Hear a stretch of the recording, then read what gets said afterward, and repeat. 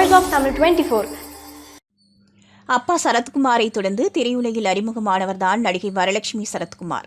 இயக்குனர் விக்னேஷ் சிவன் சிம்புவை ஹீரோவாக வைத்து இயக்கிய போடாபோடி படம் மூலம் ஹீரோயினாக அறிமுகமானார். இவர் ஏற்று நடித்த கதாபாத்திரம் இவருக்கு மிகவும் பொருத்தமாக இருந்தாலும் வசூல் ரீதியாக இந்த படம் தோல்வியை தழுவியதால் வரலட்சுமி சரத்குமாருக்கு அடுத்தடுத்த படங்களில் நடிக்க வாய்ப்பு கிடைப்பதில் சிக்கல் ஏற்பட்டது.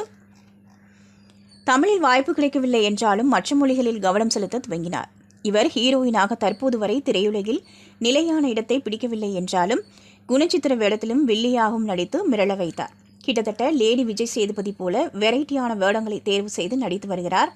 தமிழில் இவர் நடிப்பில் கடைசியாக வெளியான மதகஜ ராஜா திரைப்படம் வெளியாகி வசூல் ரீதியாகவும் விமர்சன ரீதியாகவும் நல்ல வரவேற்பை பெற்றது. கடந்த ஆண்டு சிங்கிளாக பிறந்த நாள் கொண்டாடிய வரலட்சுமி இந்த ஆண்டு கணவருடன் சேர்ந்து தனது 40வது பிறந்த நாளை கொண்டாடியிருக்கிறார்.